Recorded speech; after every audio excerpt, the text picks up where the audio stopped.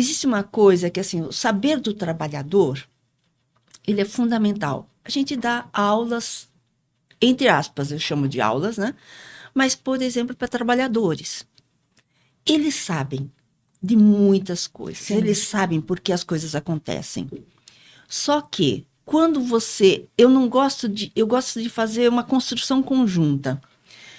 Por que aconteceu tal acidente, por exemplo? Por que aconteceu tal acidente? A primeira coisa que o trabalhador fala um monte de coisas, depois fala assim, e ele se distraiu. Por que ele fala ele se distraiu? Porque primeiro ele acha que a distração não é um direito humano. E a distração é um direito humano. Todos nós nos distraímos, nem por isso perdemos a mão. Exato. Nem por isso perdemos a vida. Então, eu não estou dizendo que é para a gente atravessar a rua sem olhar para nada, não estou dizendo isso. Mas a distração durante o dia... não pode custar uma vida. Não pode custar uma vida. Inclusive, principalmente se você está trabalhando, porque as condições de trabalho têm que te dar condições de se proteger. Exato. Então, não é a segurança do trabalhador não pode depender dele, porque como característica humana, nós temos a distração. Exato. Como é uma coisa inerente à vida. A negligência. Então, muitas vezes, quando o trabalhador fala da negligência, você vai analisando junto a negligência da empresa. Perfeito. Porque a negligência da empresa, por quê? A empresa, por exemplo, eu perguntei um dia assim, as máquinas, porque são trabalhadores que trabalhavam em grandes empresas, né? Empresas multinacionais. Eu falei, todas as máquinas têm dispositivos de proteção, né? De segurança, não tem? Todas têm. Mas por que acontecem acidentes, então? Eu perguntei isso. Sim, se tem dispositivo, por quê, né? Por que acontecem acidentes? Porque o dispositivo de segurança nem sempre tem manutenção preventiva. Não tem, mas não está escrito que tem que ter. Em qualquer grande empresa está prescrito isso, não está? Que tem manutenção preventiva. Mas na prática não acontece.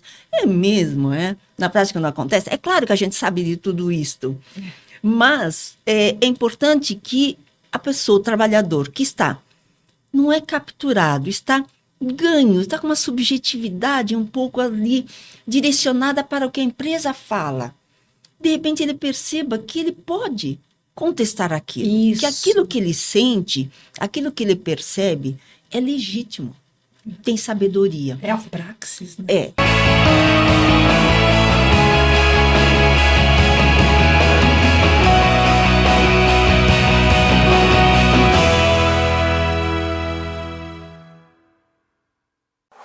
O nosso propósito é tornar o mundo um lugar mais seguro. E é essa missão que move nossos mais de 4.300 associados em cerca de 140 países.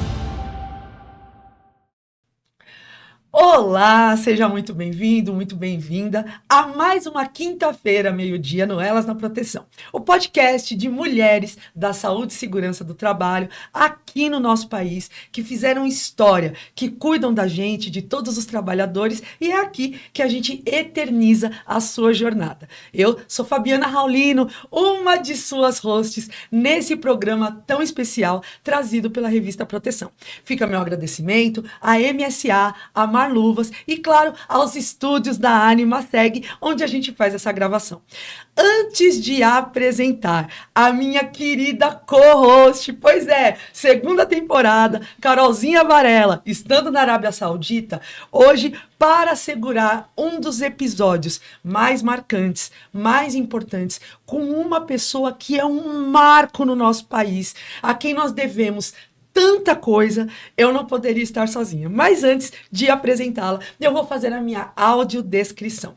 Eu sou Fabiana Raulino, sou uma mulher branca de olhos castanhos, cabelos louros ondulados na altura dos ombros, jogados para o lado esquerdo, em meu ombro. Eu estou com uma blusa verde escura e uma camisa aberta, azul escura por cima.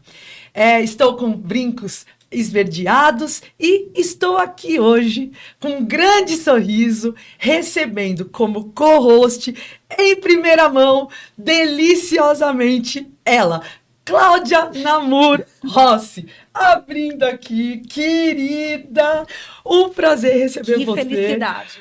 Não, realizando um sonho. Que honra, que felicidade, que prazer.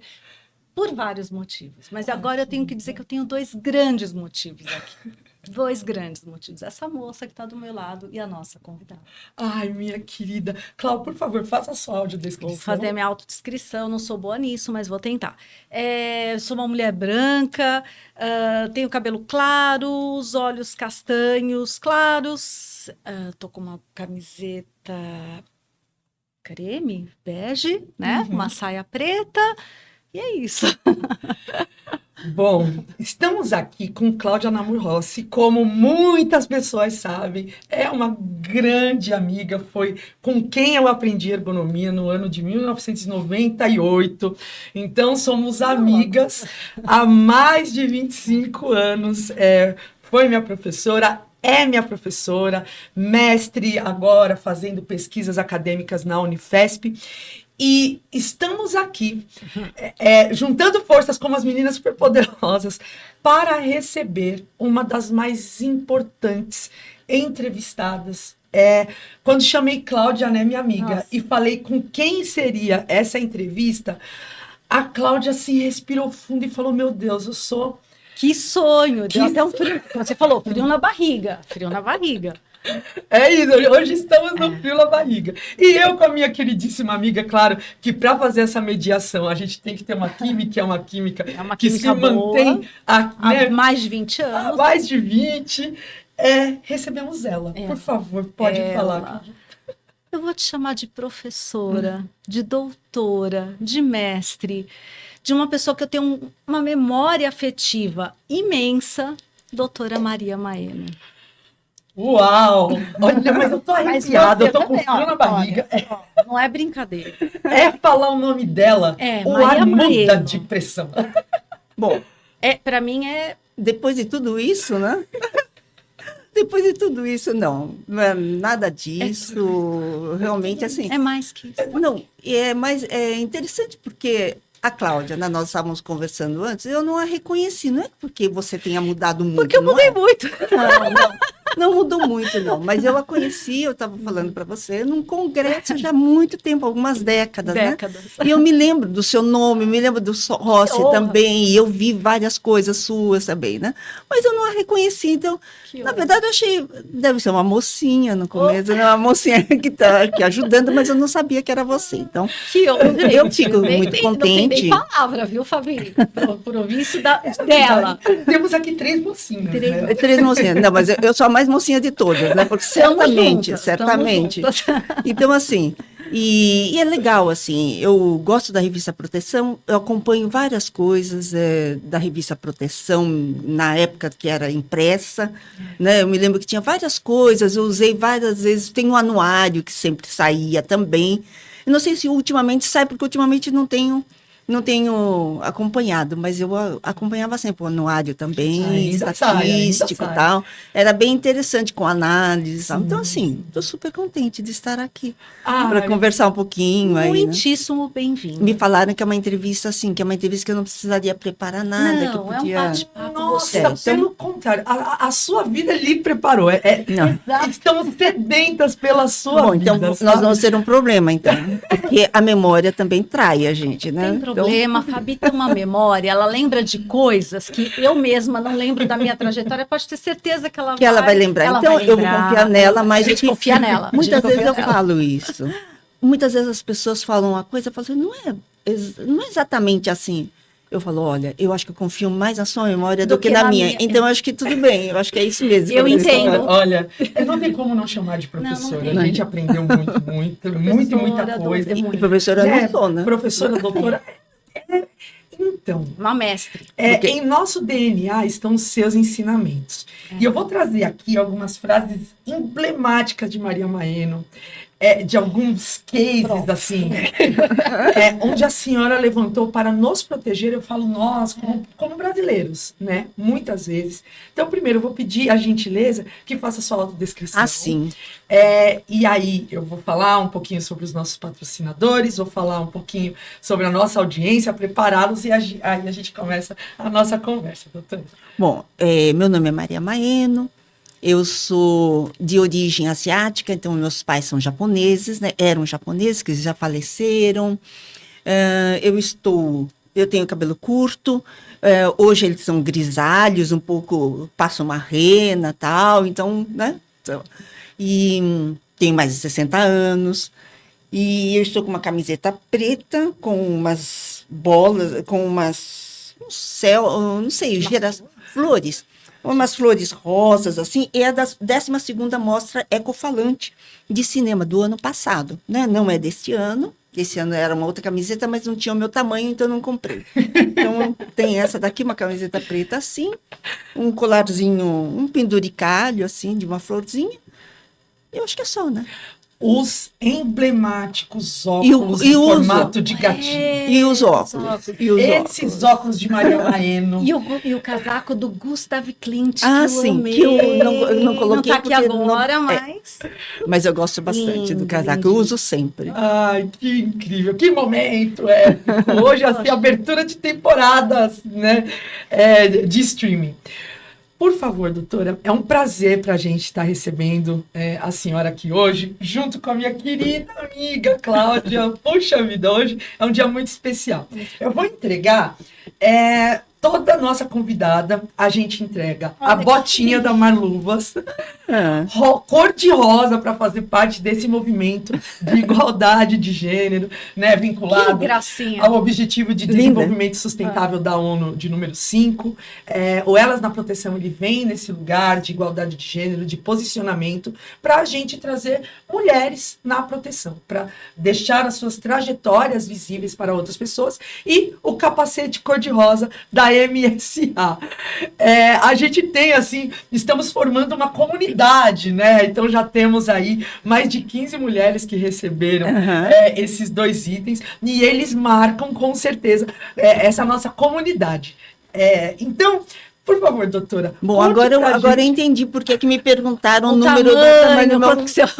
Eu falei, estranha essa pergunta, mas tudo bem. Eu falei, eu vou responder, não tem problema nenhum. Mas tudo bem, ótimo. Formulários, né? Os formulários. Vai que é uma Maravilha. competição para participar, né? Saber o tamanho que usa de sapato. Olha só, muito obrigada. Olha, eu que agradeço muito, professora. Por favor, eu queria que a senhora contasse pra gente um pouco da sua jornada, né? Maria Maeno, pequenininha, quando decidiu ser médica. Pequenininha na estatura, né?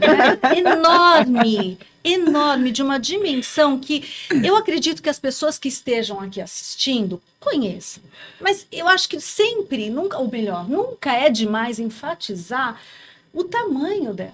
O quanto é enorme dentro da nossa área, que a gente tem muito carinho, que é a saúde do trabalhador, a sua importância em nível nacional e em nível internacional. Então, assim, somos muito gratas por isso.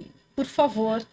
Claro, que lindo, é isso mesmo. Bom, eu não sei nem o que dizer, na verdade, porque não me julgo de jeito algum. Eu sempre acho. Meu pai falava uma coisa que eu carreguei para minha vida toda. Ele falou assim: nunca é bom a gente ser o primeiro e nem o último.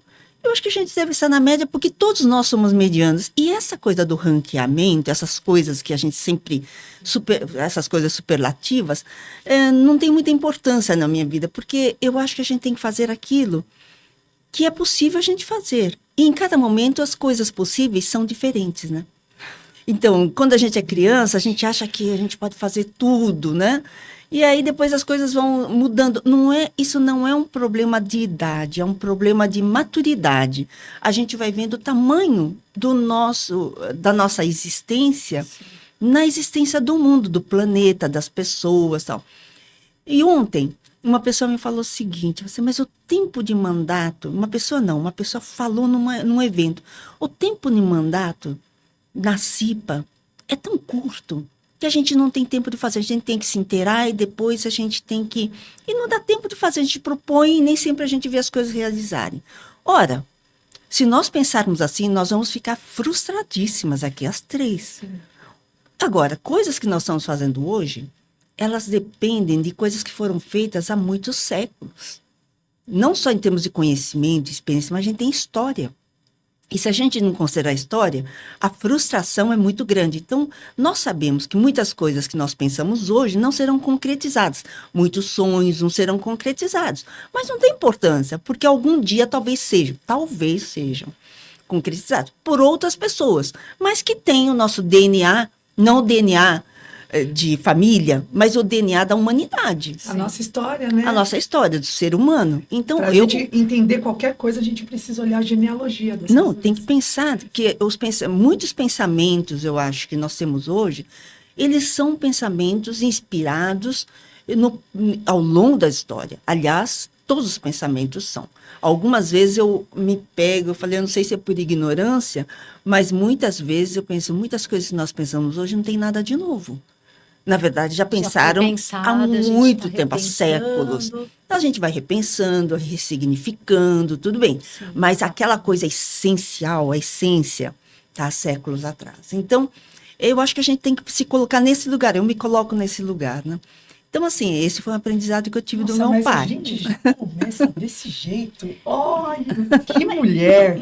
Sabe, eu vejo de uma forma que ela está falando, Fabi, que pessoas que têm uma contribuição muito grande, uma importância, no geral são pessoas mais modestas em relação, né, ao que fazem. E isso é muito bacana. Mas eu queria aproveitar o que você acabou de dizer, se a Fabi me permitir. Minha querida. Até é uma curiosidade minha, como você vê, porque você é um agente de transformação. Você pode, talvez, não ter a dimensão disso, mas olha aqui, quantas pessoas, aqui você tem duas na sua frente, mas quantas que leem o que você escreve, que entendem o que você escreve e que você provoca um raciocínio, que é um raciocínio que hoje talvez não seja tão comum, principalmente nos jovens.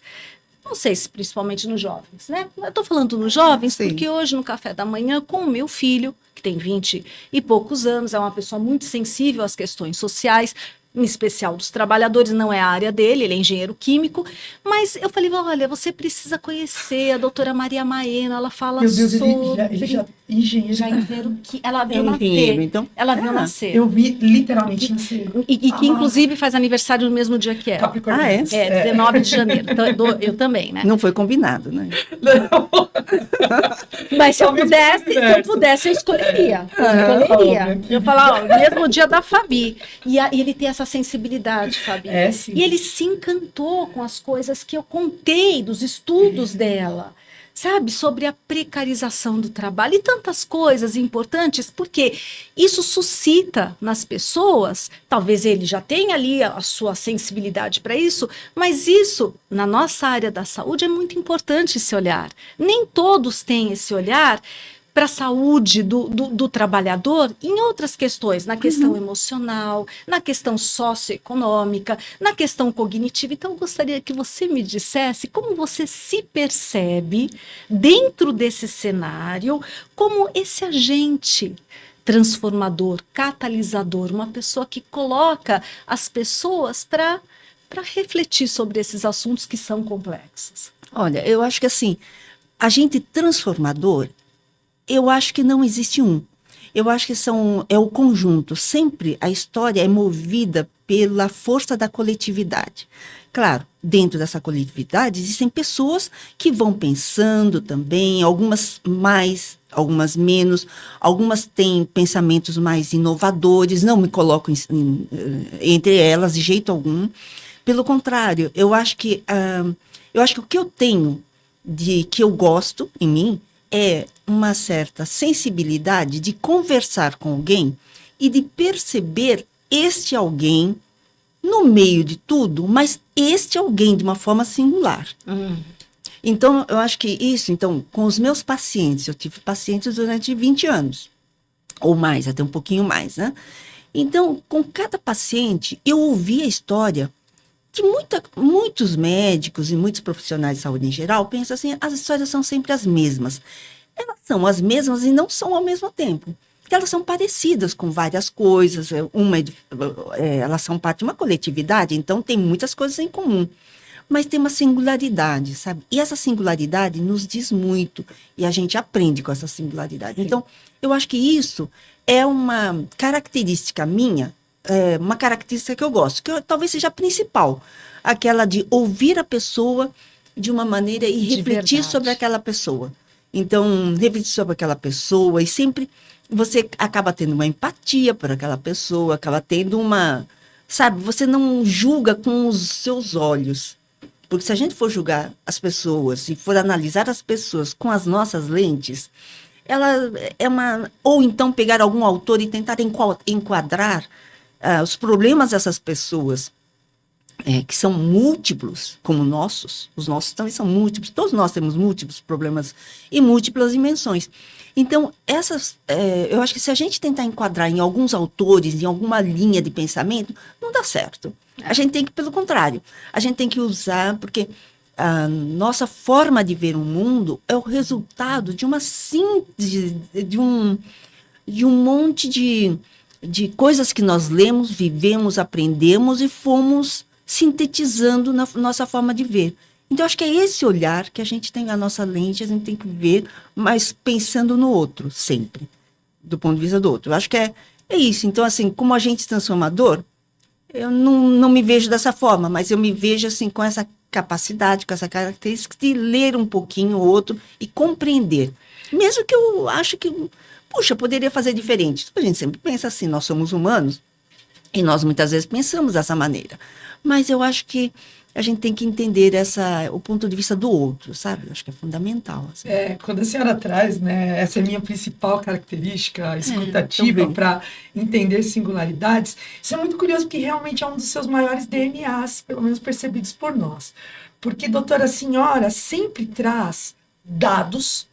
A senhora sempre é a mulher dos dados, sempre olha, na Previdência Social, nós temos essa estatística, nós temos essa questão de subnotificação, mas sempre num lugar muito humano.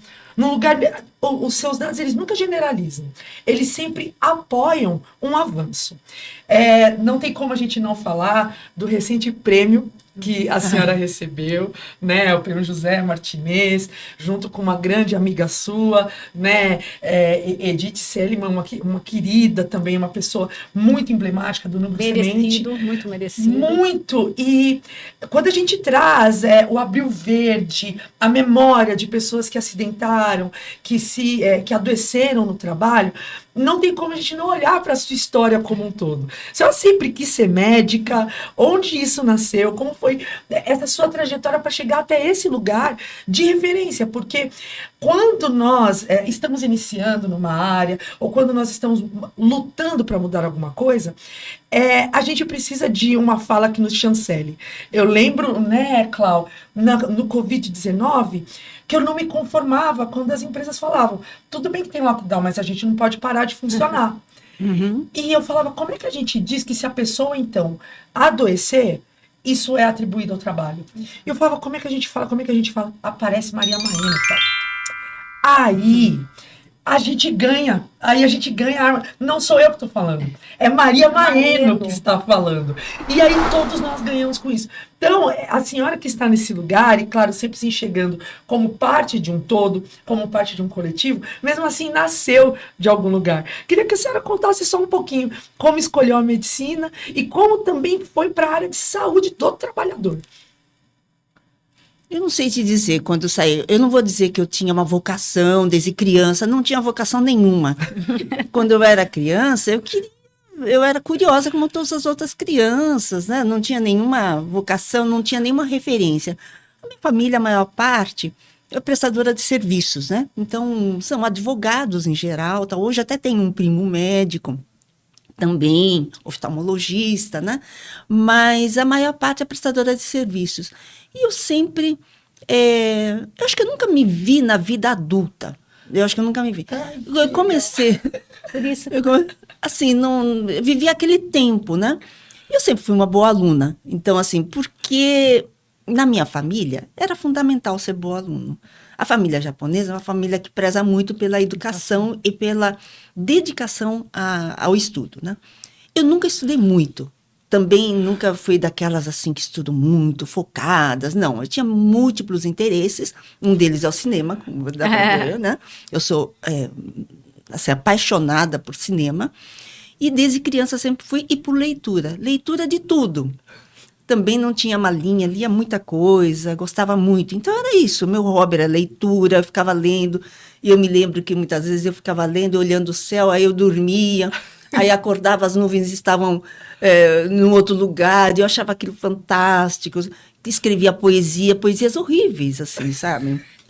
Realmente, assim, eu nunca mostrava para ninguém, mas olhando depois, e eu joguei fora depois, mas eram poesias que não tinham valor nenhum, era zero, eu tinha essa crítica, né? A considerar a modéstia dela, eu não sei, não. Mas é de verdade, A gente de verdade. pode ter perdido pode grandes ter números, perdido, né? Não, de verdade, eram poesias muito, não eram nem poesias, nunca tive conhecimento, né? Bem, e aí, quando adolescente, começa aquela hora de você escolher, tem que escolher alguma coisa. Eu falei, bom, vou fazer direito, eu acho. Fazer direito. E eu tinha uma coisa assim, na minha cabeça, direito era a pessoa que defende alguém. Então, eu falei, bom, eu vou querer isso.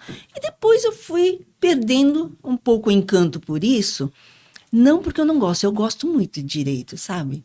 Eu gosto de conversar com advogados bons. Porque tem muitos ruins, assim, então. Eu gosto. Mas aí eu comecei a achar que não era para mim, não sei, por algum motivo. E aí chegou na última hora, o que eu marco aqui? Eu vou fazer medicina. Não foi nenhuma vocação, não foi nenhuma reflexão profunda, nem nada. Mas quando entrei na medicina, eu me apaixonei no primeiro dia. Ah, que bacana. Foi assim uma coisa, quando eu tive um choque, porque são áreas básicas que a gente tem, né? Eu fiz a faculdade de medicina da USP. E na época, e ainda hoje, tem cadeiras básicas. Então, que você não vê paciente, você vê o microcosmos, né? Você vê células, exatamente, histologia, não sei. Anatomia, fisiologia, Anatomia, biomecânica, bioquímica. Bioquímica era o horror, era o terror de todo mundo, né? De todas as áreas básicas. Todos nós. Todas as pessoas que fazem a área da saúde gostavam.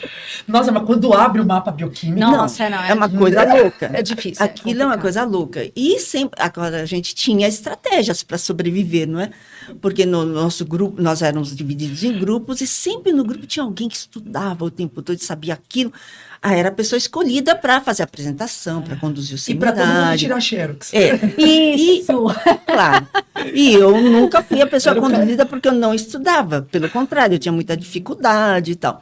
Então, a gente vai, sabe, eu me apaixonei pela área de medicina e principalmente pelo que eu vi que um médico podia fazer. Um médico ou uma médica podia fazer. Falei, nós não precisamos ficar restritos a um consultório. Nós podemos pensar a saúde como um todo. Nós podemos pensar... E eu sempre tive uma ideia de que o conhecimento médico, chamado conhecimento médico, era insuficiente, porque ele tem que se cercar de toda a história, do conhecimento de outros profissionais de saúde. Sempre valorizei muito o conhecimento de outros profissionais de saúde. Então, eu sempre me dei bem com outros profissionais de saúde. Eu não acho que há uma clara linha entre os campos de conhecimento. Eu vejo como um conhecimento integrado. Uma interação, que a gente tem que... Sim, a gente sempre aprende com outros colegas, psicólogos, fisioterapeutas, terapeutas ocupacionais, sociólogos, historiadores. A gente sempre aprende com todos eles, né? Eu sempre tive um pouco isto. Sabe, eu me lembro que quando depois eu entrei na área clínica, mais no internato, né? Eu me lembro, eu vi a dedicação das enfermeiras. Eu falo das porque a maioria eram mulheres, mas tinham homens também, né? Mas eu vi a dedicação delas. Eu falei, meu Deus do céu, como elas são importantes, né? E quanto o médico, ele é importante, mas tem o seu papel junto com elas. Que se elas não estiverem seguindo o paciente, ele também não vai ter uma ideia tão clara do contínuo, do dia inteiro. Ele vem em alguns momentos. Então, eu achava muito importante isso, né?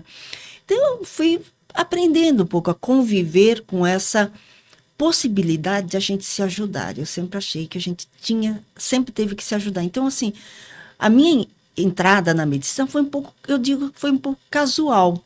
Mas a minha permanência não foi casual. Eu sempre gostei muito de medicina. Eu acho que se eu fizesse outra coisa, também eu acho que eu gostaria. Algumas vezes eu acho que eu... Cinema, com imagina. certeza, advogado. Acho que eu gostaria. Mas assim, eu fico muito feliz em ter escolhido medicina.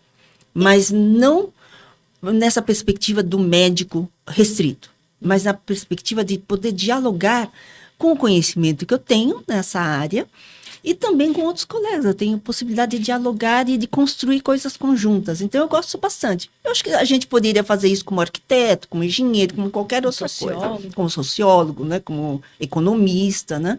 Mas eu gostei de ter escolhido a medicina. É delicioso assistir. Eu esqueci que eu precisava falar. Mas então, eu vou pegar aqui um... Mas já dentro da medicina, doutora Maria Maeno, e que você falou que na residência, né, no internato, você começou a perceber essa atuação toda do médico, mas o que especificamente te levou para a saúde do trabalhador? Ou te encantou nessa área? Isso já foi uma coisa mais pensada, foi uma coisa um pouco mais preparada. Por quê? Eu fiz residência, quando eu terminei a faculdade de medicina, eu pensei o seguinte, muitas pessoas que pensavam no coletivo, na saúde coletiva, iam para a residência de medicina preventiva na minha faculdade. E eu não queria. Por que eu não queria? Não é porque eu não acho a medicina preventiva ou saúde coletiva importante, eu achava muito importante, mas a carga clínica era muito pequena. E eu queria continuar mantendo contato com pessoas, assim, com pessoas que não colegas, mas pessoas, pacientes, né? O que nós chamamos de pacientes. É que na clínica com o paciente é muito individual, é contação de história, é mais pessoal. E a coletiva é coletiva. É coletiva. Então é muito mais geral, muito mais dados, muito mais... É palestra. Social. E é mais para grupos, né? E é uma atuação na medicina preventiva ou na saúde coletiva, é uma atuação para grupos populacionais, para a saúde coletiva como um todo, e é fundamental. Sim. É fundamental. Mas eu queria também manter durante muitos anos contato com os pacientes. Então, eu escolhi a residência de moléstias infecciosas. Moléstias infecciosas, no HC se chama assim, né? E aí eu fiz a MI, né? Então, eu fiz durante 3 anos a residência e gostei muito. É uma residência muito voltada, na época, era muito voltada para enfermarias, para hospitais, etc. Mas nós tínhamos opções de fazer pronto-socorro, nós tínhamos plantões de pronto-socorro, nós tínhamos plantões de UTI. Então, a gente vive muito esse ambiente hospitalar, mas eu queria também viver o ambiente do dia a dia. Aí eu fiz opcional no Hospital Emílio Ribas, então eu fui cavando esse tipo de coisa. E era uma época de auge de HIV, não? Exatamente, eu peguei o comecinho de HIV, né? E eu me lembro que os primeiros casos foram internados lá no Hospital das Clínicas, eu tive pacientes na época. Nossa, importantíssimo lembrar isso. Exatamente. É um marco muito forte no mundo. Né? Muito forte. E eu me lembro que, assim, os pensamentos, as ideias que alguns professores tinham eram ideias muito preconceituosas. Sim. Claro, era né? uma época diferente. O auge do preconceito. Foi um exato. preconceito muito grande. A sociedade né? tinha um preconceito. Sim. Porque no início atingiu principalmente os homossexuais. Né? Sim. Então, Os drogados, né? Drogas injetáveis. Depois, né? Isso, Aí isso, imagina exato. quando aparecia mulheres casadas porque Casadas, pegaram sim. os Senhoras. maridos. Sim, senhoras, né? Eu fiz Então, um exatamente. estágio na MI Aham. e na minha época nós tínhamos vários casos de senhoras que Sim. não sabiam como tinham adquirido. Sim, sim. Elas não entendiam. Não Por entendiam. mais que explicasse, ela, mas eu nunca fiz E nada. pela generalização, não, mas isso não é doença de mulher. Não é, não é. Não Exato. E tinha também, nós tínhamos famílias também. Então, você vê, a gente vai... foi uma doença que desvelou muitos hábitos da sociedade, né? E havia muito preconceito por parte de alguns médicos, né? E outros profissionais também. E eu me lembro que então foi uma coisa revolucionária, que as pessoas atingidas passaram a ter uma voz muito ativa na construção de políticas públicas. Né? As políticas públicas não podem ser desvinculadas da população que é atingida por determinado fenômeno. Né? E eu acho que houve um grande papel das associações de portadores de HIV, de pessoas expostas. Então, foi muito interessante uma vivência esse importantíssima. movimento. Eu era jovem, né? Então, aquilo vai formando a sua personalidade profissional. Claro que a gente tem um extrato, uma matriz, né? Sim. Humanista. Eu acho que eu sempre Exato. tive essa matriz humanista, isso sim. E aí a gente vai, então, vendo como a profissão nossa pode ser também a favor do aumento desse sentimento de humanidade que as pessoas deviam ter, todas, né? Então, acho que foi nisso. E aí, casualmente, quando eu estava no segundo ano da residência, um colega meu, que é meu amigo, né, o Biratã de Paula Santos, que é pneumologista no INCOR, ele é... Não, porque quando eu entrei na faculdade, e foi muito na década de 76, ele tinha sido preso em 75, né, preso na época da ditadura e tal, e tinha passado uns meses lá. Então, eu conheci quando ele era vice-presidente do Centro Acadêmico Oswaldo Cruz, em 76. E aí eu fui um pouco envolvida pelo movimento estudantil, participei bastante do movimento estudantil, fui presidente do Centro Acadêmico Oswaldo Cruz, a primeira presidente mulher, depois de alguns anos. Mas o Bira, né? E que época, hein? Foi uma época difícil. Que época? Eu já peguei uma época mais tranquila, mas os meus colegas... Anteriores, dali, né? Mas mesmo assim, Mesmo né? Ser a primeira mulher. Uau, ser a primeira mulher lá na década do Centro Acadêmico. de 70. Né? Agora, e aí ele trabalhava, ele havia criado o Programa de Saúde dos Trabalhadores da Zona Norte, lá na Zona Norte, né? Muito por, digamos, abertura do diretor regional da época, né? Porque o Estado era dividido em regiões, e a Secretaria de Estado da Saúde é quem tinha essas divisões e desenvolvia ações. Não havia, então, uma municipalização, né, das ações de saúde, como hoje nós temos. Então, foi uma abertura do diretor da região, e o Bira criou esse Programa de Saúde dos Trabalhadores da Zona Norte, e falou, olha, você não quer vir? Bom, eu tinha que fazer um concurso. Então, teve um concurso, um dos anos lá teve um concurso enorme, daqueles que você pode ser colocado em qualquer lugar. E aí eu fiz esse concurso e ele me puxou para lá. Na época era possível puxar pessoas e tal. E eu passei no concurso, achei uma colocação boa, então ele pôde me puxar, né? E aí eu comecei a trabalhar lá na Zona Norte. Então, foi um pouco essa questão. E aí, fora isso, também havia uma atração pelo movimento sindical. Eu tinha uma atração pelo movimento sindical, não conhecia nada do movimento sindical. E os sindicatos metalúrgicos de Guarulhos desenvolvia um trabalho muito interessante de ir às empresas. Eles iam nas empresas da região. Fortíssimo. Muito interessante, uma política muito... E via a questão da saúde do trabalhador lá. E aí, eu me aproximei deles, fui contratada por eles para, no final da tarde, atender pacientes e ir também em empresas. Então, eu posso dizer que eu conheço muitas empresas metalúrgicas. Na época, o diretor se chamava Sebastião, né?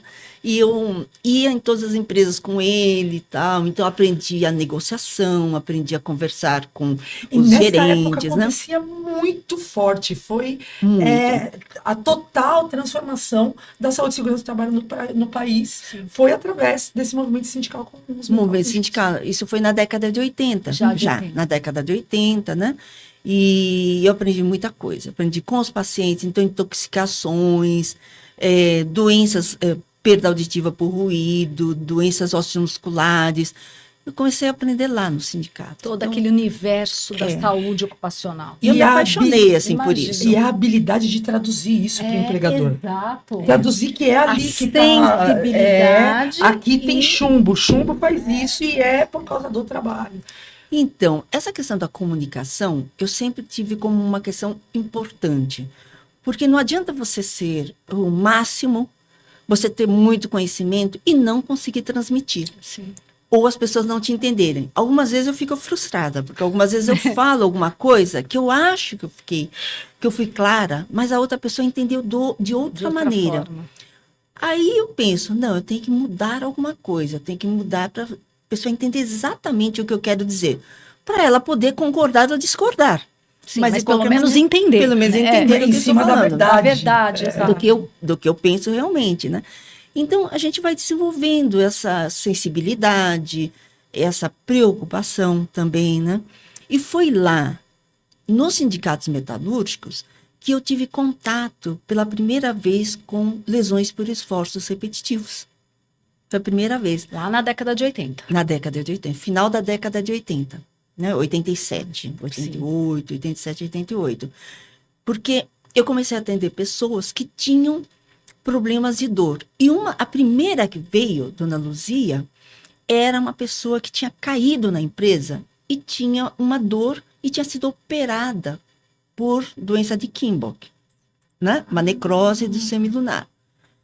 Eu imputei, na época, aquela necrose de Kimball, a queda que ela tinha Na empresa. dentro da empresa, era acidente de trabalho, Sim. dentro da empresa. Mas conversando depois com ela, aí eu estendi a conversa. Falei, bom, isso aqui tudo bem. Então vamos lá conversar. Aí ela começou a contar como as pessoas trabalhavam na empresa. E trabalhavam de uma maneira, eu comecei a ver aquela, sabe, a imagem das pessoas trabalhando numa rapidez enorme, sem pausa, sem nada, 9 horas por dia, tal, para livrar do sábado.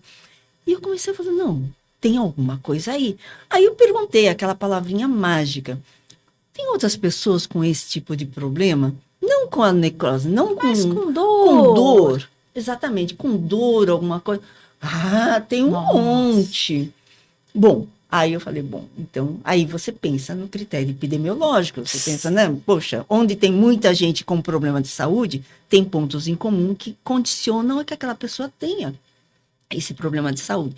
E a gente foi trabalhando nesse sentido, mas eu me lembro que a primeira, naquele momento, se eu tivesse deixado passar aquela moça, aquela senhora, Você não talvez eu fosse descobrir muito depois. Mas eu comecei a conversar com ela, e aí eu vi que havia um mundo lá, né? Uau. E aí aí começa a estudar, você fala, puxa, no Brasil não tem muita coisa, mas fora do Brasil tem muita coisa já, década de 50, década de 60, 70, né? Outras pessoas tiveram em outros países problemas semelhantes. Aí a gente vai estudando, tal, e aí a gente vai construindo conhecimento desse jeito, né? Uau!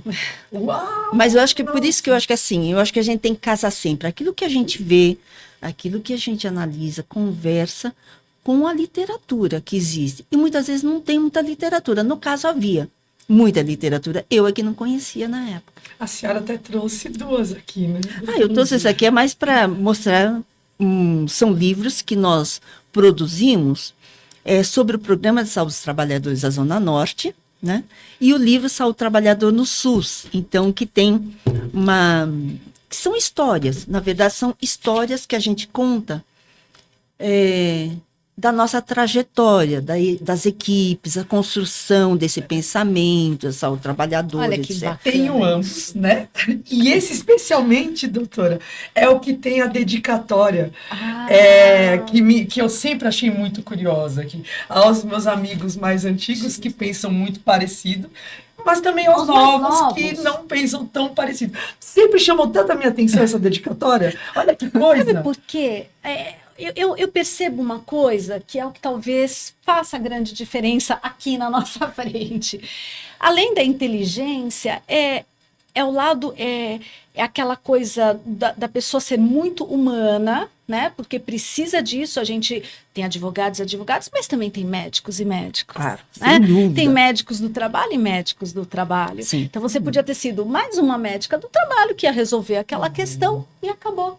Mas o lado humano, o lado sensível, investigativo, é que fez com que ela se transformasse na pessoa que ela é, né? De escrever livro, de falar para a gente sobre saúde, de falar sobre a saúde do trabalhador de uma forma tão inovadora que se você ler qualquer coisa dela, que possa ser lá de 2002, eu li um trabalho seu de 2002, li um seu de 2010 sobre a saúde mental, falando sobre precarização do trabalho.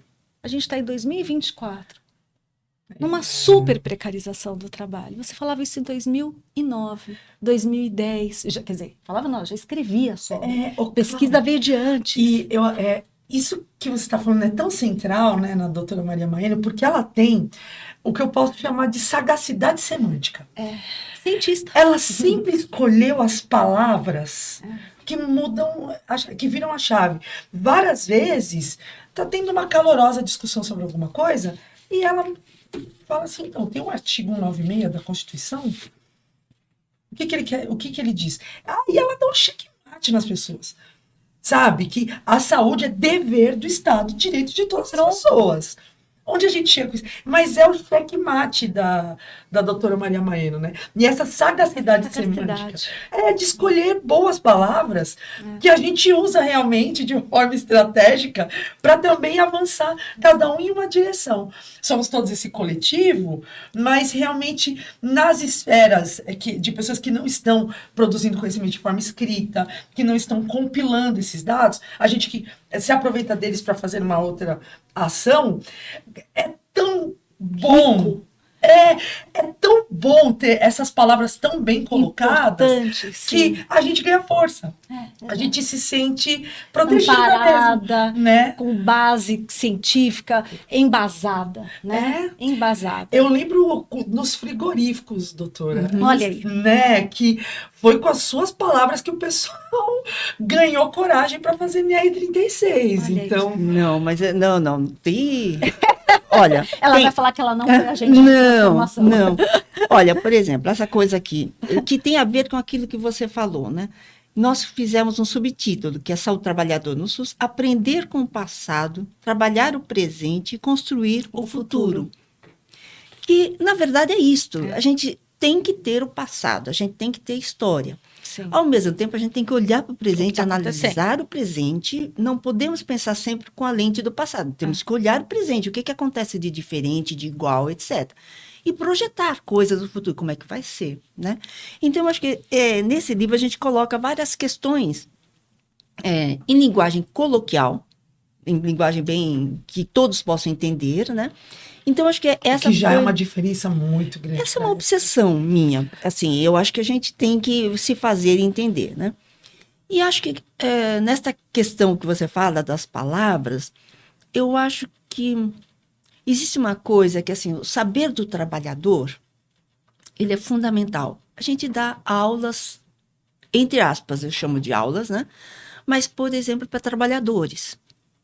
Eles sabem de muitas coisas. Sim. Eles sabem por que as coisas acontecem.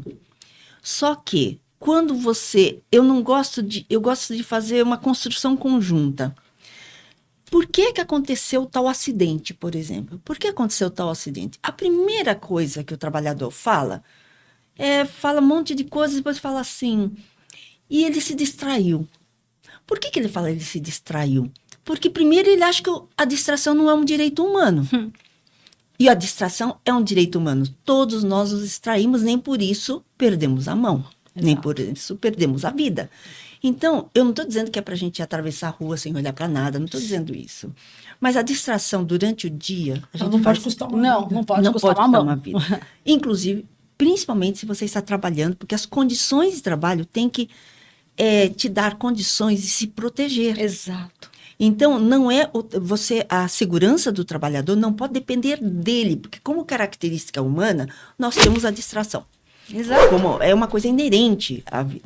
A negligência. Então, muitas vezes, quando o trabalhador fala da negligência, você vai analisando junto a negligência da empresa. Perfeito. Porque a negligência da empresa, por quê? A empresa, por exemplo, eu perguntei um dia assim, as máquinas, porque são trabalhadores que trabalhavam em grandes empresas, né? Empresas multinacionais.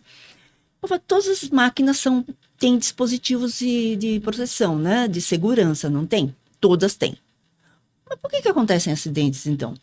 Eu perguntei isso. Sim, se tem dispositivo, por quê, né? Por que acontecem acidentes? Porque o dispositivo de segurança nem sempre tem manutenção preventiva. Não tem, mas não está escrito que tem que ter. Em qualquer grande empresa está prescrito isso, não está? Que tem manutenção preventiva. Mas na prática não acontece. É mesmo, Na prática não acontece. É claro que a gente sabe de tudo isto. Mas é importante que a pessoa, o trabalhador que não é capturado, está ganho, está com uma subjetividade um pouco ali direcionada para o que a empresa fala. De repente ele perceba que ele pode contestar aquilo. Isso. Que aquilo que ele sente, aquilo que ele percebe é legítimo. Tem sabedoria. É a praxis, né? Então ele fala assim, aí eles falaram assim, porque não tem manutenção preventiva, mas está escrito. Mas eles não fazem, porque a produção tem que continuar. Então a produção tem que continuar. E quem é que está sob risco lá? O risco é a mão do trabalhador, é o trabalhador, né? Ah, porque a célula fotoelétrica, né, a cortina, né, que eles chamam de cortina, também não funciona, tal. Tá vendo? Tudo bem. Então, assim, são coisas, aí você vai vendo que as barreiras De proteção. de proteção, que são fundamentais, elas estão esgarçadas, Exato. elas estão precárias. E por que estão precárias? Porque existem metas, existem produtividades e produtividade, Que tem que isso ser é uma alcançada. produção que tem que ser alcançada. Porque se trabalha ali, no limite, porque o número de trabalhadores é um número insuficiente, se falta um, faz falta, e não deveria ser, se falta um, porque qualquer um de nós pode ficar doente, Sim. qualquer um de nós pode fazer, sei lá, precisa sair, precisa fazer qualquer coisa. E aí, você vê que todas as empresas trabalham no limite. É. No limite inferior e, na nossa opinião, subdimensionada. Quer dizer, exigindo muito Do de trabalhador. cada trabalhador. E né? isso que a senhora está falando vem ao encontro de dentro da ergonomia cognitiva, que eu gosto um pouco, né, Fabi?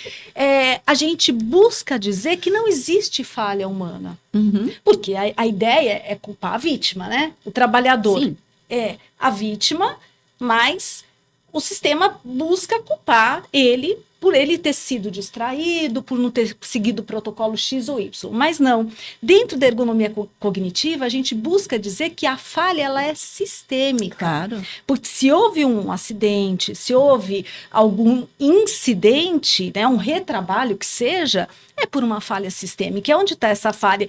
E tem pesquisadores que aí já vem, desde Reason, que foi um dos pesquisadores, que fala justamente do que a senhora acabou de falar, das Isso. camadas de proteção. Eles chamam de queijo suíço. Uhum. Né? Então, o queijo suíço é como se fosse aqueles furinhos do queijo suíço para acontecer uma falha de perder uma vida, é uma coisa muito grave, um acidente aéreo ou uma pessoa que perdeu uma mão, é porque, na verdade, não houve uma falha, uma única falha. Não foi só aquela distração do trabalhador, mas certamente foram várias falhas ou algumas falhas que estavam naquele momento alinhadas, né? Como se fosse um queijo suíço ali com vários buraquinhos alinhados e aquilo culminou numa fatalidade ou que seja num acidente, né?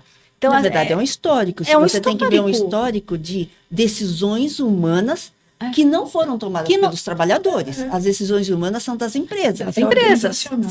Organizacional. São decisões organizacionais que visam a um determinado motivo, geralmente lucros, geralmente não perder a lucratividade, e que vão sacrificando, então, essas várias possibilidades de que os acidentes e doenças não ocorram.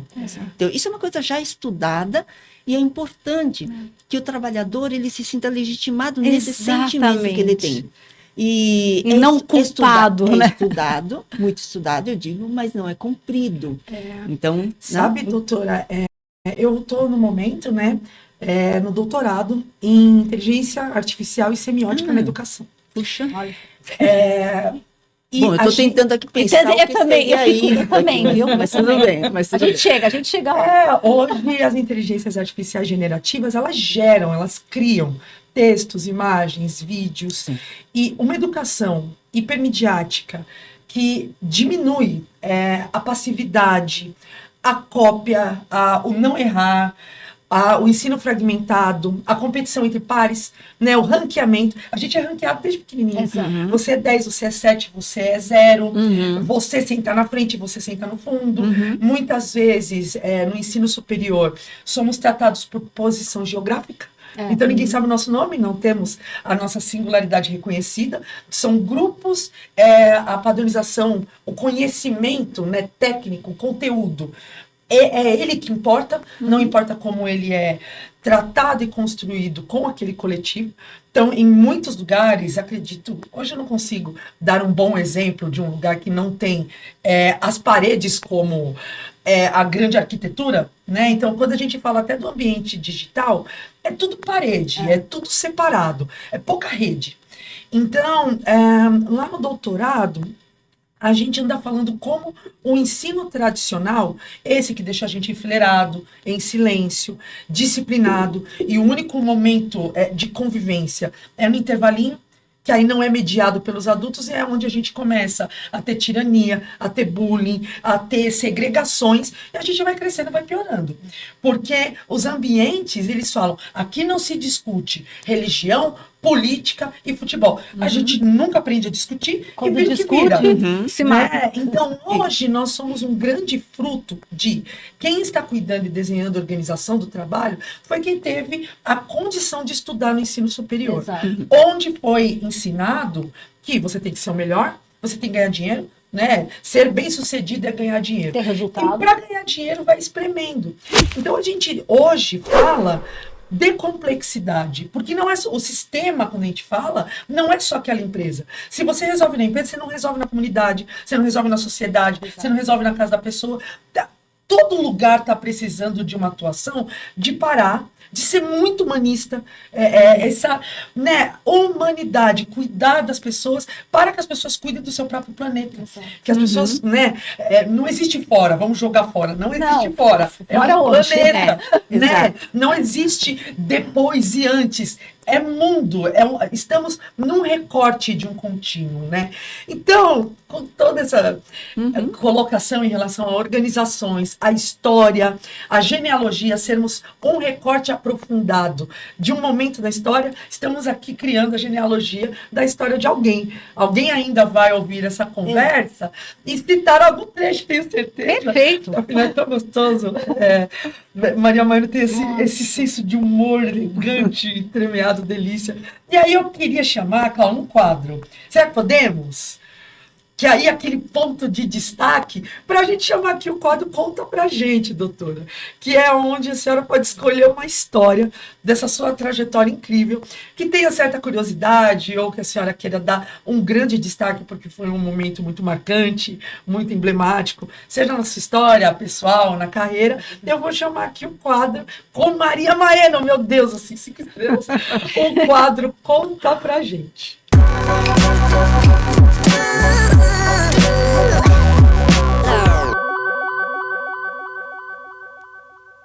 A minha história é uma história. Eu sempre penso o seguinte: eu vejo muitas histórias de pessoas e eu fico entretida. Eu falo, meu Deus, a minha história é tão monótona, sabe? É uma história tão assim, sem graça, no sentido de que não tem uma curiosidade, não tem histórias esquisitíssimas para contar, não tenho. Mas assim, talvez eu me lembre de uma coisa assim, do meu trabalho, né? Tinha uma empresa, na Zona Norte, quando nós éramos ainda, eu nunca tinha visto uma empresa com amianto, por exemplo. E aí, na Zona Norte, tinha uma empresa que não tinha acidentes nem nada, uma empresa de médio porte, e nós recebíamos residentes. Na época, acho que esse aí era da Santa Casa. E nós pedimos para os residentes darem uma olhadinha numa empresa que não tinha registro de acidentes. E essa pessoa foi e voltou apavorada. Só não tinha o registro. Ela falou assim, a pessoa falou assim, mas é muito estranho, eu já entrei lá, tinha muita poeira, parecia uma casa de Papai Noel, assim, de tão suja que era a empresa. Suja no sentido de que tinha muita poeira, fibras, e era tudo branco. Era Nossa, branquinho. que curioso, casa do Papai Noel.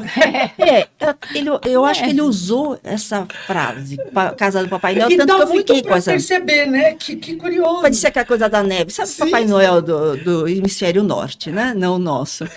Mas assim, tinha isto. Aí na hora nós fomos lá, vimos o que era aquilo lá. Era algodão e amianto.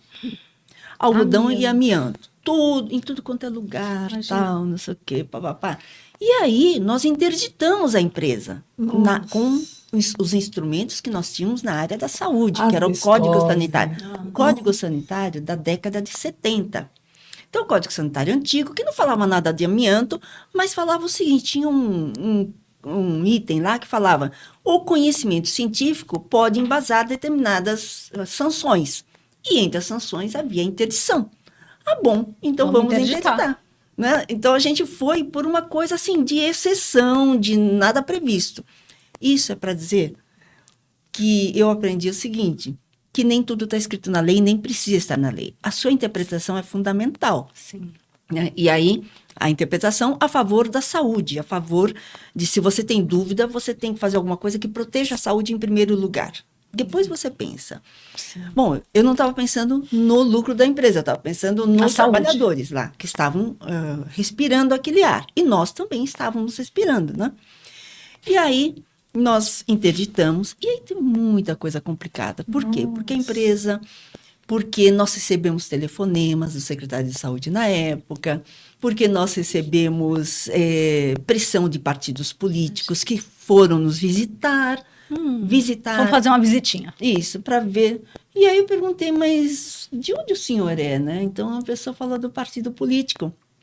Aí eu falei, pois não, o que o senhor deseja? Não, porque soubemos que tem empresa que vocês entendem. Sim, qual o problema? Faz parte das nossas atribuições. Então, é aquela coisa. Então, sabe, tem pressões veladas e pressões explícitas. Por exemplo, fomos chamados uma vez porque nós tínhamos colocado que nessa empresa nós estávamos fazendo uma intervenção. Intervenção, uma coisa muito pesada. Não, mas é exatamente o que nós estamos fazendo, uma intervenção. Então, coisas desse tipo que a gente vai sofrendo quando a gente tem essa atribuição de vigilância e de fiscalização, principalmente comprometimento com a saúde. De trabalho. Né? Então, eu acho que a gente não pode perder o foco disso. Né? O nosso foco é a saúde coletiva. E nós tivemos muitos abres e fechas, trabalhadores ligando, olha, eles abriram a empresa, né? Não é que desinterditaram, o dono tinha aberto o lacre e tinha descumprimento de lei. Aí fomos e íamos lá e aquele embate, até que um dia nós levamos o delegado de polícia para lá, delegado de polícia, que levou preso o dono da empresa. Não é preso para ficar 10 dias, né? Sim. É porque tinha descumprido. Prestar esclarecimento. Sim, a autoridade sanitária.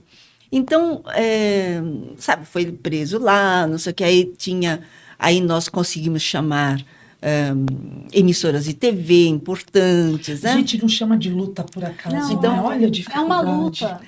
Então, assim, sabe, esse é um episódio que eu me lembro que foi muito interessante, muito importante para a formação nossa, para pensar em recursos. Na época, a gente tinha muita dificuldade de como é que nós vamos desamiantar, quer dizer, como que nós vamos limpar esse ambiente, né? E eu me lembro que os órgãos que cuidam da poluição, como o CETESB, não tinham esse tipo de coisa. E até hoje, a desamiantagem é uma questão importante. Nós temos colegas na Fundacentro que se dedicam a isso, a essa discussão. Então, assim, não fica só aquele momento. Existem substâncias que interferem na nossa saúde por décadas, e aquilo que sobra também é um problema de saúde pública. Essa empresa ficava no meio de casas. Então, toda aquela poeira, tudo que existia dentro da empresa, ia também para o ar ambiente, para o meio ambiente como um todo. Então, também se chove, vai para a água. Não, vai para a água, claro. Então, assim, na verdade, o que acontece dentro de 4 paredes não é um problema das 4 paredes. Não, é um problema da sociedade. Exato. É um problema nosso, porque todos estão sendo afetados de alguma maneira. O mais legal isso é fundamental. não ter registro. Não tem acidente, não tem não, vamos tem, lá olhar. Não tem. Nossa, impressionante. Isso que é bárbaro. Porque era um dos critérios nossos. Pensar que até hoje tem subnotificação. Muita. A subnotificação e nós temos hoje um trabalho na Fundacentro, assim, um grupo temático chamado Intersetorialidade e Combate à Ocultação de Acidentes e Doenças Relacionadas ao Trabalho. Por que intersetorialidade? Porque nenhum setor é suficientemente capaz, não é suficiente para combater a ocultação. Não é um problema somente da previdência, somente da saúde, somente do trabalho. É um problema de todos os sistemas, todos envolvidos. Então, a gente tem que atacar de várias formas, e eu tenho uma obsessão em relação à ocultação de acidentes e doenças relacionadas ao trabalho. Porque a gente só vê a ponta do iceberg. Aquilo que acontece, os dados que vocês se referiram do INSS são úteis, mas eles são uma ponta do iceberg. Então, os grupos semáticos, não só a intersetorialidade e combate à ocultação de acidentes e doenças relacionadas ao trabalho, mas outros, como saúde mental e trabalho, como mudanças climáticas e saúde do trabalhador, vários outros, trabalho da mulher. eles foram apresentados para a sociedade em agosto, né, para que as pessoas pudessem se engajar também, porque as pesquisas, elas não são pesquisas feitas apenas por especialistas.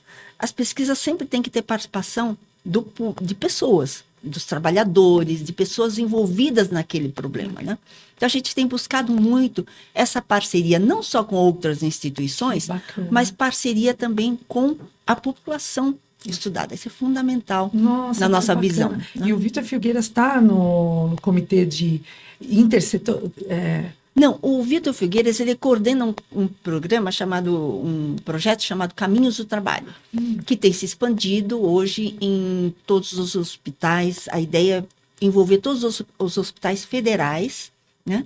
E, nesse sentido, nós também temos a Casa do Trabalhador e da Trabalhadora, que fica na Fundacentro. Então, é para desenvolver projetos que envolvam a avaliação de trabalhadoras e trabalhadores que têm problemas relacionados ao trabalho. Olha. Então, é uma equipe pequena, tudo é muito difícil, nós estamos com pouquíssima gente. Né? A gente conversa muito com o Chris Heimberg, né? Sim. Que é da história da Revista Proteção, foi 8 anos na Revista Proteção, e agora é sua colega, né, na Fundacentro. E ela estava resgatando, ela fez o livro, Cláudia, 50 anos da Fundacentro, uma obra-prima, né? Ele está disponível para download no site. E ela estava comentando que a Fundacentro, em sua história, já chegou a ter mais de 500 pessoas e hoje está com cerca de 140. Né? Isso, exatamente. É muito enxuto. E muita gente em fase de aposentadoria, podendo se aposentar, né? Então, a dificuldade é muito grande. E nós temos que ter concurso. Nós temos que ter concurso o mais rapidamente possível. Não fomos contemplados nesse concurso que ocorreu, né? O concurso nacional unificado. Então, esperamos que para o próximo a gente seja contemplado. Mas é difícil. Muito difícil, muito difícil. E os desafios são muito maiores. Não são maiores, mas são muito complexos, que exigem a dedicação de muitos colegas, né? Então, e hoje, como é seu trabalho na Fundacentro, doutora? Olha, nós temos fases e fases. Eu acho que nós estamos numa fase muito desafiadora, muito difícil, que nós temos pouco suporte administrativo. Na verdade, não temos suporte administrativo, o que dificulta, porque nós acabamos nos envolvendo em problemas administrativos, né? E sobra menos tempo para o trabalho em si. Mas, de qualquer maneira, é um renascimento da Fundacentro. E eu acho que é um momento de abertura da Fundacentro que passa efetivamente a não atuar exclusivamente naquele campo que a gente chama de segurança e saúde no trabalho. Mas sim, esse campo, claro que tem conhecimentos específicos, mas interligados, interagindo com outras áreas, como eu falei, história, filosofia, sociologia, meio ambiente, que é uma coisa muito óbvia, mas nem sempre as pessoas relacionam, né? Com a economia, porque o que determina o nosso modo de trabalhar e a nossa vida é o sistema econômico. Sim.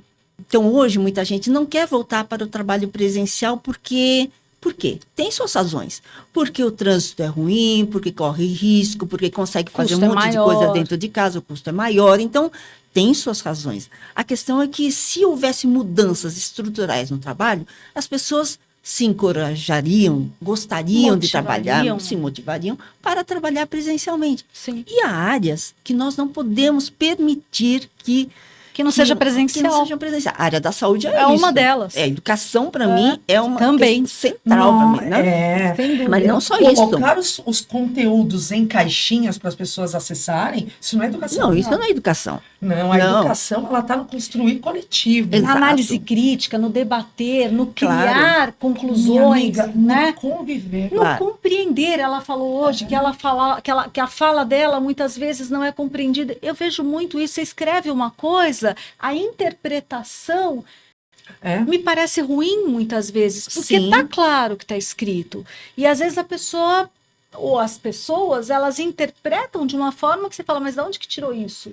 Né? Então eu vejo que isso é um pouco até da educação de base. da análise crítica, da interpretação, da comunicação, Claro, que é um construto convivência. que é feito com a educação presencial. Não, mas e tem uma outra questão também, que é a questão dos direitos. Veja só, se você é um segurado do INSS, a maioria dos segurados do INSS não tem acesso à internet estável e a maioria das pessoas não manipula de uma forma fácil. Agora, tenta colocar, emitir uma comunicação de acidente de trabalho no meu INSS, que é digital. Nossa, deve ser um absurdo. Então, além disso, você tem, além de preencher uma série de coisas, você tem que colocar determinados documentos lá. Então, você tem que ter faz internet isso, estável. E a reabertura? Então, isso é uma forma de criar obstáculos para acesso a direitos. Então, eu não estou dizendo que a gente não deva usar esse método digital, o método eletrônico. Tem que ser mantido, sim. Agora, tem que ter a alternativa das pessoas irem à agência e encontrarem um atendimento humano por pessoas humanas. Exato. Por pessoas que possam explicar, possam entender. Explicar para a pessoa que não Qual entende. caminho ou qual opção que ela Imagina tem? hoje, assim, Isso é muito mais difícil a hoje. minha mãe tá perdendo muita coisa. Porque Sim. não tem mais a agência do banco que ela foi a vida Isso. inteira. Que ela conversava com o gerente. Tudo é Isso. por aplicativo e ela não tem celular de aplicativo. O celular dela é flip. Ela não quer, não gosta. Isso. E a gente está criando novos tipos de exclusão.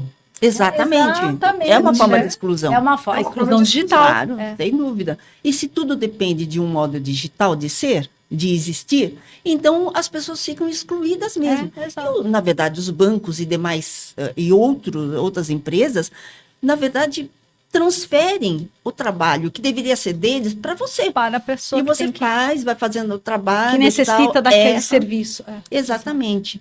Então, assim, isso não pode ser um modo de, sabe? Você vê em restaurantes hoje. Quando você vai em restaurante, não tem cardápio, muitas vezes não tem um menu escrito. Então, É um você cardápio vai. que Se você está sem o acude. celular com Esquece. bateria, É que eles contam que a maioria tem celular, mas tem gente. Eu conheço gente que não tem celular. E gente que não gosta. que não Você tem que gosta, ter o direito por de não opção, gostar. Por opção, não quer não ser quero. celular, não quer ser escravo do celular. Exato. Então, quando vai num restaurante, essa pessoa é excluída, ela depende do outro para ficar do vendo. companheiro ou do garçom para abrir ali o Se não for geladeira. sozinho, né? Porque pode ser que ele queira ir sozinho. É o direito da pessoa Sim, querer ir sozinho também. exato. Como poxa vida, assim, chamando olha esses isso, exemplos gente. aqui, e até com a atenção do tempo que a nossa produção já fez alguns. Estamos, porque é uma conversa deliciosa. tem um constrangimento aqui do tempo. A nossa linguagem. A gente está acostumado com o tempo de Cronos, né? Minutos, horas, mas com Maria Maena é Não tempo dá. de Kairos, né? O tempo Exato. percebido para mim faz 3 Não. minutos, mas no tempo de Cronos a gente passou de 1 hora. Ah, não. Ah, já passamos de 1 hora. então. Olha, pra mim, pra mim, 10, né? eu nem pensei. Olha que curioso. Quando você tá tão... Não, eu acho que é daqui para um almoço, é daqui para um retiro. É um retiro. Um fim de semana. É daqui para fazer um projeto da Fundação e não separar nunca mais. Eu vou, inclusive, chamar um pequeno quadro que a gente... estamos na 2ª temporada, doutora, do Elas na Proteção, e a 1ª temporada, a minha co-host era Carolzinho Varela. Que não né? está. Hoje estamos aqui com Cláudia Presencialmente. Namorossi. Está. E é ela que eu chamo agora. Vamos chamar aqui o quadro Conexão Internacional, porque a gente não separa de Carolzinha Varela. Carol, contando pra gente como está o trabalho dela na Arábia Saudita.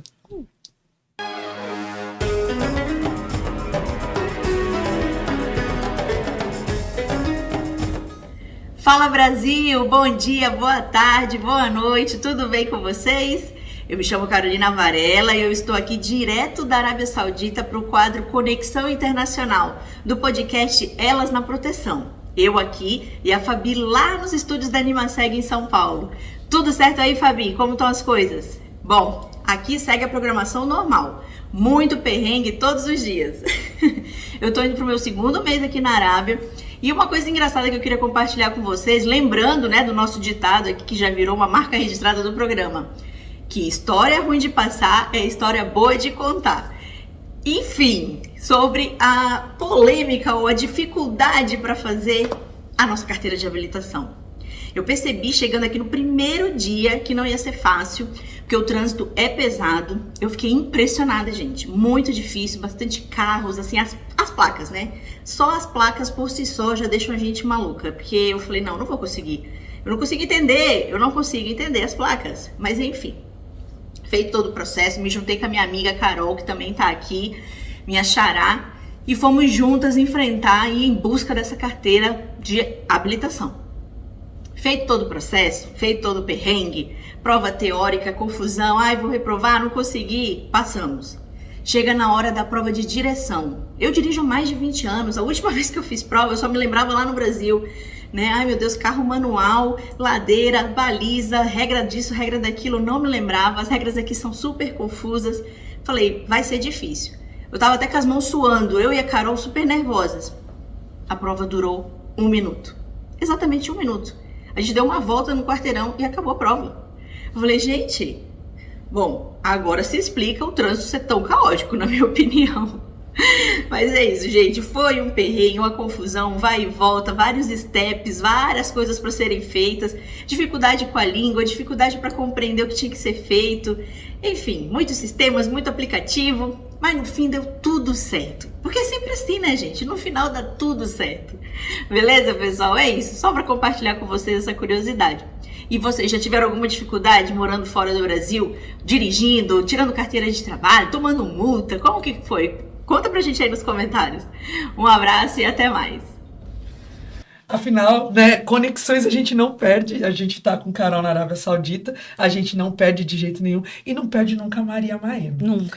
Né? Agora não vou te perder mais. Puxa, jamais. Nossa, doutora, é a nossa vontade genuína de estar mais próximas, sabe?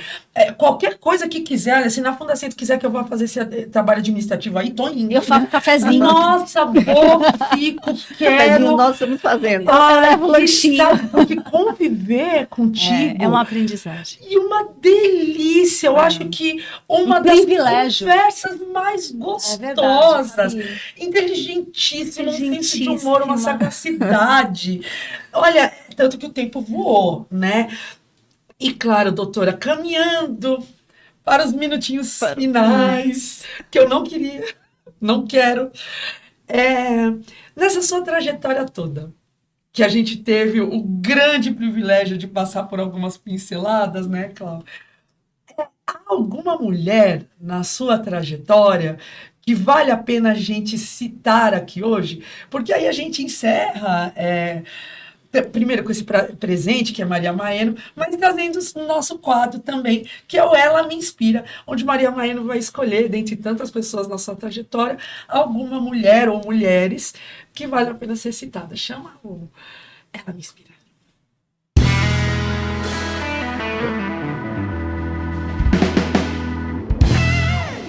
Bem, muitas mulheres. Muitos homens, muitas mulheres, mas vamos pensar em mulheres. Muitas mulheres me inspiram.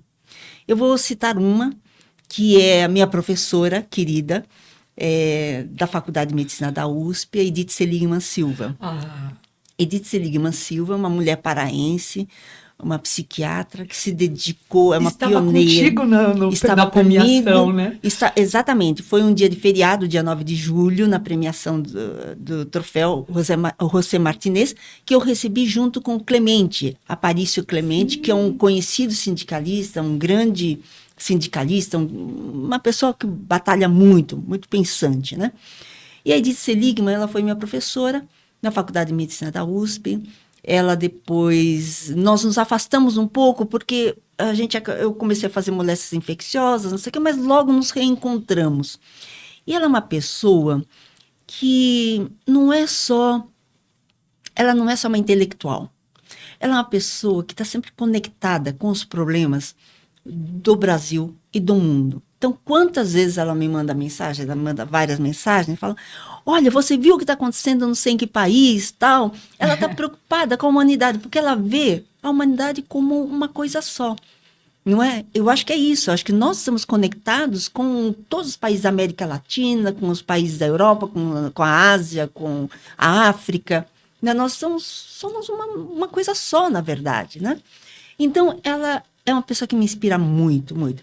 E ela é criadora de um núcleo chamado Núcleo Semente, de Saúde Mental e Direitos Humanos Relacionados ao Trabalho do Instituto Sede Sapiense, né? E eu estou nesse grupo também e aprendo muito, não só com ela, mas com outras colegas e outros colegas também que participam desse núcleo. E também ela me dá muita força no Instituto Walter Lezer, que é um instituto que nós começamos a ativar na Faculdade de Sociologia e Política, Escola de Sociologia e Política de São Paulo, no período da pandemia, quando nós fomos forçados a ficar em casa, né, para nos proteger, e aí começamos a pensar, nós temos que aproveitar esse tempo para repensar algumas questões da saúde trabalhadora. E aí nós nos juntamos virtualmente nesse Instituto Walter Lezer. Walter Lezer foi um grande sanitarista e da época da ditadura. Sim. Ele foi uma pessoa muito revolucionária na época, que ele congregou vários sanitaristas, pessoas de todos os matizes políticos para trabalhar na saúde pública, para o bem comum. Então, é uma homenagem a ele, né? Então, eu acho que a Edith Seligman é uma pessoa que me inspira muito pelo seu compromisso com os trabalhadores, com a humanidade. É uma pessoa com quem eu aprendo muito. Tenho sorte de ser vizinha dela. Então, Boa sorte. Muita sorte. Também. E assim, nós temos um contato muito grande. A gente também quer ser sua vizinha. Nossa, imagina aí como vida, né? Mas você sabe que essa história de que a gente sempre fala, né? A saúde, olha só, gente, eu não sei se vocês pensam um pouco assim. Veja, todos nós estamos hoje, a sociedade, ela está mais atenta para as questões de meio ambiente. Porque todo mundo fala, virou uma coisa que, digamos, viralizou mais, embora não seja suficiente ainda para mudar o nosso modo de vida e nosso sistema econômico, que continua extraindo as riquezas naturais, continua explorando do mesmo jeitinho, mas com alguma tentativa de regulamentação, né? E os últimos acontecimentos aqui no país fizeram a gente pensar o quanto as mudanças climáticas interferem negativamente para a nossa saúde, né? Agora, exatamente. Agora, então, é um problema central. Agora, ninguém consegue resolver não é só o Ministério do Meio Ambiente que vai falar sobre isto. Tem que todo mundo se comprometer com isso. Inclusive, as empresas, o capital, tem que se comprometer com isso.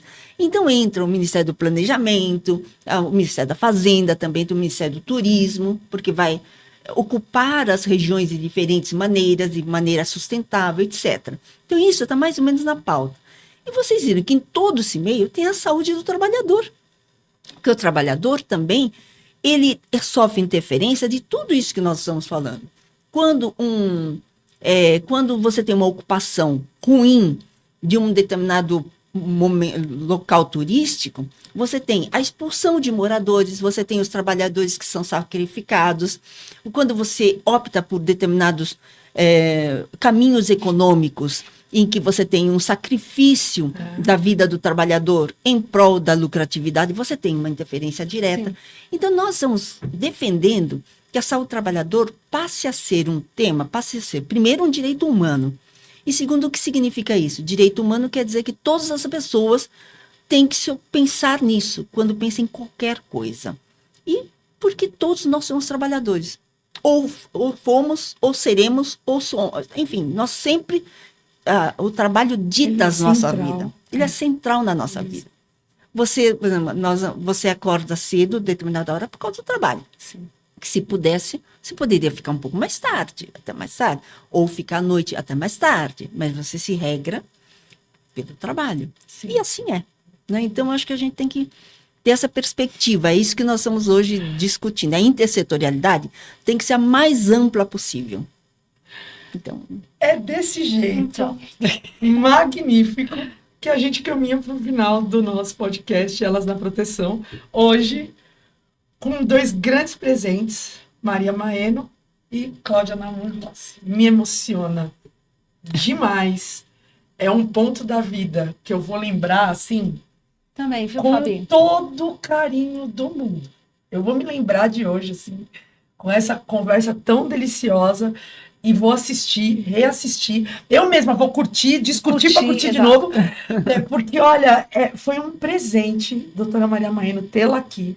Uma das conversas mais deliciosas da nossa vida. Eu já sabia, Verdade, né? verdade. Mas, olha, se eu tinha uma expectativa Superou. alta, ela superou demais. Deliciosa, deliciosa. Muito obrigada por ter aceito o nosso convite. Muito Por obrigada. estar aqui com a gente. Foi delicioso. Delicioso. Maravilhoso. Fabi, tem um minutinho? Primeiro, quero te agradecer essa oportunidade. Muitíssimo Oh, claro. obrigada de eu estar aqui hoje, porque é um prazer inenarrável. É um prazer de verdade, de coração. Duas pessoas que eu admiro muito. Obrigada de você ter possibilitado hoje esse momento. E, doutora Maria Maeno, essa sua, você falou de obsessão, essa obsessão pela subnotificação das doenças ocupacionais. Essa sua obsessão, é esse seu comprometimento, é esse seu lado humano, é esse seu engajamento que te faz, eu me emociono, que te faz mais do que importante, te faz necessária para a saúde do trabalhador e para todos nós que somos profissionais. Muito obrigada, muito obrigada. Mas assim, realmente eu fico até constrangida, assim, né? Não, Mas, assim, constrangida ficou eu. não, mas assim, eu sei que eu represento, quer dizer, eu estou dentro de uma comunidade. Eu sempre digo, ontem meu filho conheceu uma amiga minha, né? E ele mandou uma mensagem para mim, falou assim, puxa, como ela é legal, né? Eu falei, você vai ter oportunidade de conhecer muitas pessoas legais na vida, né? E eu acho que é uma questão de sorte e da gente estar aberto e saber por onde nós vamos, né? Eu acho por onde, quais são os nossos parceiros de vida, né? Companheiros de vida. Eu tenho muitos companheiros de vida, então isso é uma coisa muito gostosa, né? Muito boa. Uma coisa que eu esqueci de falar, mas que eu queria falar, é a construção da árvore da vida. Ah, sim, sim. Vocês viram? A construção esse ano, Nossa, dia 28 com de as abril. mãos, com as Isso, mãos, eu tava né, lendo. da memória. Porque esse ano aqui nós a memória o ato em memória às vítimas de acidentes e doenças do trabalho foi feita na Praça Vladimir Herzog aqui em São Paulo, né? E lá, por iniciativa e por concepção da Laura Andreato, foi construída a árvore da vida com as mãos dos presentes em verde e vermelho. E essa árvore da vida, nós sempre falamos, precisamos de uma mão de um presidente, do presidente da República, né, para colocar a mão lá, para que tenha esse simbolismo importante, de que a saúde trabalhadora é fundamental. Então, é uma outra coisa, e é o símbolo da nossa Casa do Trabalhador e da Trabalhadora da Fundacentro, que nós né, que eu mencionei aqui. Olha, que bacana. E Faz uma independente conexão. de concepções políticas, nosso presidente tem isso em sua história, Sim. em sua mão. Sim, Isso. além disso. Falou tudo. Além Isso. disso, e nós queremos o compromisso, então, dos governos, não só o governo federal, mas todos os governos e toda a sociedade, todo o movimento sindical e os movimentos sociais em torno da questão da saúde trabalhadora. Exato. Sim, a saúde trabalhadora ela é fundamental para a construção de uma nação, Para a humanidade. né? Da humanidade, exatamente. Então é isso, muito obrigada. Então, muito, muito bom ter estado aqui, muito bom mesmo. Ai, Que lindo, gente. Que lindo. Olha, com este amor, toda arrepiada, Eu também, olha aqui, ó. segurando O lado italiano aqui quer chorar, quer falar com a mão.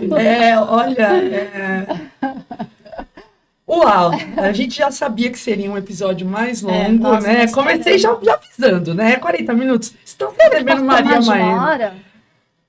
É sério. É que eu não pensei também nessa questão do tempo, mas pra mim Pois é. passa, A né? gente não tá mais gravando. E a gente estamos gravando. Tá aqui. Já agarraremos, tiraremos fotos.